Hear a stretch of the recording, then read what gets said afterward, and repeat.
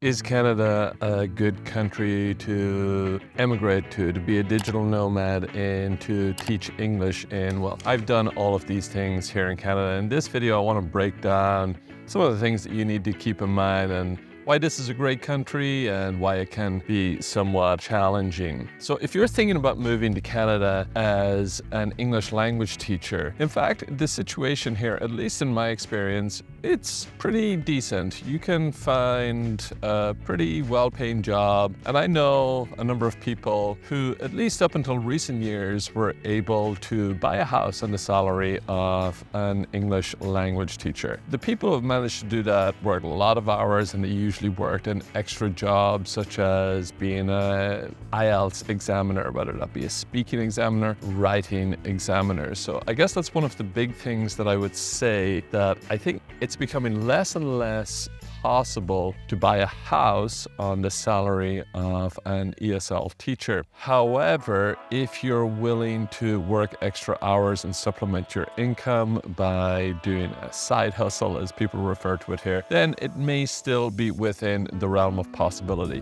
Another thing that would make it more possible to have a good, decent life here in Canada is, well, there are two major factors. Think about where in Canada, because it's a huge country, where you're going to live, and are you trying to do it alone, or are you married, or do you have a partner? Because two incomes is better than one. I know in my own case, I've done it by myself. I managed to buy a house a few years ago, but that was slightly before the real estate and property market here in Canada really heated up a lot. And even though I earn more money today than I did back when I bought my house, I don't know if it would be quite as possible for me to buy a house again.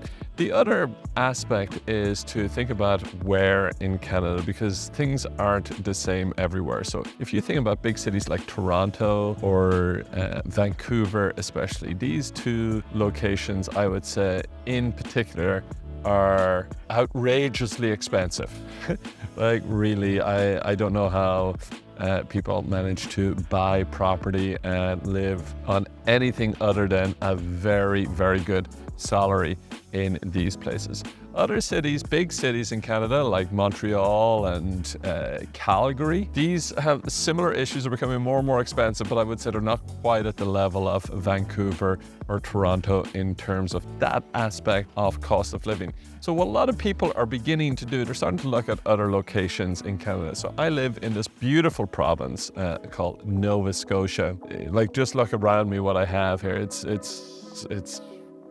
I feel truly blessed to live in a place like this. However, in a place like Nova Scotia, the economy isn't quite as robust as it is in places like Toronto, Vancouver, Montreal, Calgary, or the provinces that those are in: Ontario, Quebec, Alberta, and British Columbia. I live in Nova Scotia, and the economy here isn't just quite as spinning as in those locations. But, you know, what we lack in economic progress, we certainly make up for in terms of natural beauty. And in turn here, property prices and cost of living is a bit lower than in those bigger population areas. And honestly, you know, I thought in my first few years here in Canada that, oh, I'll spend a year or two in Nova Scotia and I'll eventually move on to Ontario or British Columbia. And I was, you know, pretty sure I would do that. But, you know, as I lived here, I was like, why would I keep moving? Like, you know, this old saying, the grass is always greener, or, you know, faraway hills are always greener. And, you know, I realized it's pretty good here. So,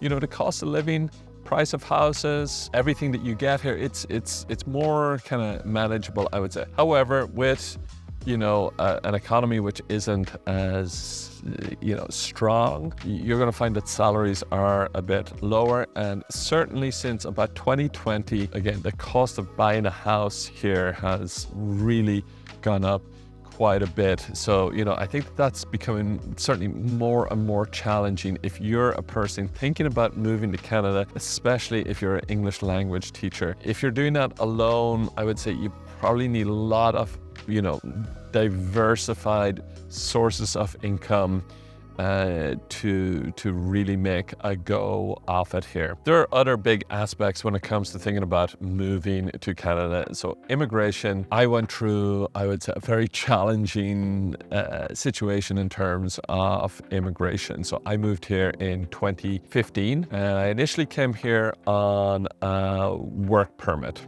So a 2-year work permit where I could only work here in Nova Scotia. And during that time, the intention was to go through the PR, which is permanent residency process. And just dialing back to the work visa part, it's quite a bureaucratic process, and it's something that could be a challenge for us who have lived and worked in many countries, because you have to account for every country that you've lived in terms of addresses, police certificates or criminal record certificates. So you need to have a certificate from the police of the country where you've lived stating that you don't have a criminal record. Something that tripped me up, but more on that in just a minute. Yeah, so it's a pretty bureaucratic process. It's quite frustrating. It takes quite a while to go through all the paperwork to get work permit or a working visa. In order to get that, you do need to have an offer of a job. Now, there are different schemes in different provinces in Canada, so it's not just one work permit visa. So I strongly advise you to do your research on that front. Obviously, the best situation is if you can find an employer who offers you a job and says that they're going to help you with your visa applications. I kind of had that when I moved here to Canada. I did have an offer of a job, and I did have some assistance when it came to finding everything I needed for my immigration paperwork. However, during this work permit period, that's intended to be the time where you right away start working on getting everything ready for your PR, your permanent residency. And that's, many of you have probably heard of a green card in the United States. Permanent residency is the Canadian equivalent of an American green card. So once you get this status, you are permanent. You can stay here forever. The only difference between a permanent residency, now there are a few differences, but the big ones really would be like the right to vote. That's really what I would see is the biggest difference between the permanent residency and becoming a Canadian citizen. There are a few other things that I guess one other one, which is really big, which was probably the biggest aspect for me. Even if you're a permanent resident, you have to renew that. I think it's every 4 years. Now, that's not a huge process, but it's just another annoying bureaucratic process that you have to go through. So I wanted to put an end to all of this paperwork that I had to go through again and again and again. So that's why in the end, I applied to become a Canadian citizen. I did that final bit of annoying paperwork, bureaucracy, and hooray, this year I managed to get my Canadian citizenship, and I'm now a Canadian passport holder. Now, I'm just going to rewind back a little bit because I mentioned that getting police certificates, that was something that tripped me up. The first time I applied for the permanent residency, I got refused, which is different from rejected. Refused means that, hey, you've messed something up in your paperwork, go and fix it and then come back to us. But for now, you're not getting in on this level of paperwork. Rejected means we've gone through your paperwork and we said, no, you're not getting into Canada. So there was a glimmer of hope there. The problem for me was actually with the police certificates. I had an issue getting my good name cleared. And the problem for me was I had lived in following countries. I lived in France, I lived in Spain, I lived in Brazil. I'd spent some time in the United States, South Africa, but not really lived there, and Ireland. And funnily enough, they wanted a police certificate from Canada as well. So like the Canadian immigration wanted me to get a police certificate from Canada. I often thought to myself, would Peter not talk to Paul? Like what's going on here? But out of all of those countries, so France, Spain, Brazil, South Africa, United States, Ireland, and Canada, which one would you think, caused me the problem? It was actually the police certificate, which was the easiest for me to get. The one that was easiest for me to get was the police certificate from Brazil. Surprisingly, I was expecting the Brazilian bureaucracy to be quite heavy and arduous, but actually no, it was very easy for me to get a police certificate. However, the problem there was not that I had a criminal record, so I'll just, let that cat out of the bag. I've, no criminal record. But the issue was, in Canada, you need to have it translated into one of the official languages. There are two official languages in Canada, those being English and obviously, because of Quebec, New Brunswick, and various parts of the rest of the country that are French-speaking, French. I got this police certificate from Brazil and didn't have it translated into English or French. I mean, one language would have been enough. And so because this police certificate from Brazil wasn't translated into English or French, I overlooked the small print or the large print. I can't remember what size of print it was in, but my application didn't meet what was required, and therefore I had to go back and start from scratch. The big problem for me here was that I got this news towards the end of my 2-year work visa, and so I had to leave Canada because I no longer had a status to stay in the country and continue to work, and I wasn't rich enough to stay here as a tourist. So I had to leave and I had to do this whole process again. And actually, that's probably the subject of another video. It started one of my biggest episodes as a digital nomad. I went back to Ireland, I went to Spain, I went to South Africa, working and teaching and freelancing during this period while I was gathering all of the documents which I needed to submit for my permanent residency application. But this time, because I had messed up, shall we say, I decided that I was going to try and really make sure that, I give myself the best opportunity of being successful with this application. So I hired what's called an immigration consultant. An immigration consultant here in Canada really does everything that an immigration lawyer would do, but at a fraction of the cost, because they're not lawyers as well. They only do this one function, which is really just to consult with you and liaise and make sure that you have everything that you need for a successful application, and they can usually judge time frames and whether you're going to be successful or not. And that was my experience. I had a great consultant that worked with me to stay on me whenever I felt like giving up, and if I missed something or if something wasn't quite right, they would send it back to me to make sure to get it just right. Then once I had submitted everything and waiting, I finally got word from them, and the Canadian government then said, yeah, everything's good, but we're going to ask for yet another police certificate. They asked for the police certificate for my time in South Africa. And I had left South Africa already at this stage.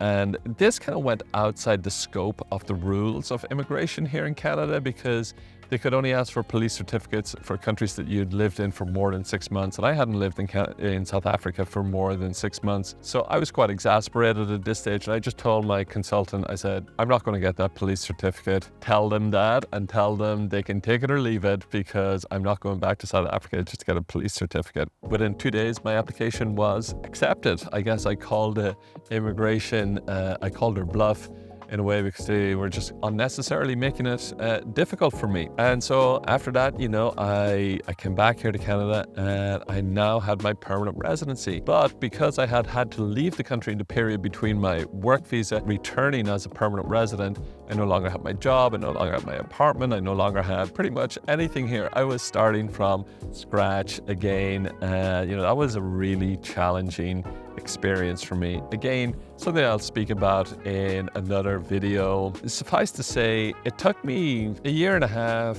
really to properly get established again and get on my feet, to feel that I was, in a kind of solid financial position with a good job. And it can feel really challenging in the beginning, where you're in this new country and it's supposed to be a very prosperous and safe country, and you feel a bit exposed because you don't have your job. Stick with it, and those things come. Then fast forward to about 2 years ago, my permanent residency was coming up for renewal, and that was the opportunity then for me to apply for Canadian citizenship. And I did that. Another kind of, it's not the most fun process unless, you're one of these people who loves bureaucracy. I'm yet to meet one of those people. It's another bureaucratic process. I had to pay several $100 dollars. I believe it was around 800 Canadian dollars, which is probably around $500-600 US, just to submit my application for citizenship. Eventually that went through. I got called for a citizenship ceremony, and earlier this year in January, I became a Canadian citizen. So my advice in all of this is, if you're currently traveling and you're thinking about moving to a country like Canada, United States, UK, Australia, I would maybe start a document like a Google Doc or a spreadsheet and just write down every place that you've lived. Write down the address. Write down the date that you moved in there and the date that you moved out, because this was one of the hardest things for me when I was going back over my previous life. Okay, I lived in Madrid and I lived in that apartment there, and then I lived in Dublin, and then I lived in... And it was really hard for me to piece it all together because you can't have any gaps in the timeline. You have to account for everywhere that you've lived, worked over the past 10 years. Like I said, I have nothing but wonderful feelings about Canada. I love this country. I'm sitting out here, the weather is beautiful, the scenery is beautiful, feeling good. I'm feeling in a very established place in my life. I hope that my story conveys to you that it's a challenge, and even though a place like Canada has a reputation for being a very stable country and prosperous and lots of good services here, that's true. It's not like you just come here and it's going to be easy street from there on out. At least that wasn't my experience. I know some people actually do come here and they get a lot of things handed to them, and life's pretty easy. I recently made a video asking people what role they feel that struggle plays in developing in your life, and almost everybody agreed that struggle is pretty important. So if you came here and things are just given to you, it's probably actually going to be harder for you in the long run. I'm glad now that I've gone through it for the struggles that were presented to me. I feel that those were opportunities to push myself, to get a better job, get a better living condition, get ahead in myself, push myself forward. So if you're thinking about coming to Canada, look into it. Get onto the Canadian immigration website. It's not the most fun website to read through, but all the information you need is there. Watch videos like this one. There's a whole bunch of other videos on YouTube about moving to Canada. If you're serious about it, I would certainly, one thing that I would Google is immigration consultant. Send an email to 2 or 3 immigration consultants, and the way that I would figure out which ones to email would be, I would choose, let's say, give yourself options, 4 provinces in Canada.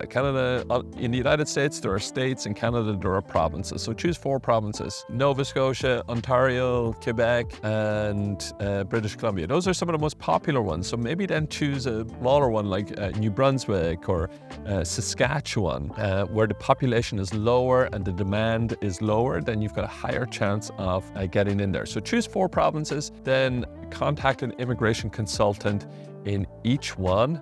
Explain your situation, explain your interest in moving to Canada, and ask them what the likelihood is, what the options are for you to move to a place like this. And then while that's going on, then start to look at the job market and, see what are the options for you. And then after that, I would, or not after that, in that same research bundle, I would, look into what's the geography like, what's the weather like, what's the lifestyle like, what's it like to live in these places, and see if that's something that appeals to you. It's such a beautiful day here. I'm really inspired. There's some incredible birds flying around here when I'm making this video, and I'm trying not to be too distracted, but I'm gonna get on with my hike here along this Salt Marsh Trail where I am, give you some peace from me. So, hopefully this video was helpful for you if you are a digital nomad, if you are an ESL teacher, or if you're just somebody considering moving to a country like Canada. What's it all about? What's it like? Hopefully you found some value in this. If you think others might find it valuable, please do share it. Hit the like, bell, subscribe, all of that usual YouTube stuff. That helps me, but it also helps to get this word out there for more people, hopefully to get a benefit from it. If you're interested in talking to me on a one-to-one or in groups, I do offer consultations, free ones in fact. There's a link just in the description below. You can go ahead, click that link, fill out a short little form. We can set up a call so that I can help you either in your journey to passing CELTA, getting a TEFL, starting your own coaching business, being a digital nomad. All of these things I focus on and have helped many people over the years now achieve their goals. So if that sounds like something that appeals to you, please go ahead, click that link into the description below, and I look forward to talking to you soon. All that's left for me to say is bye for now, and I'll see you in the next one.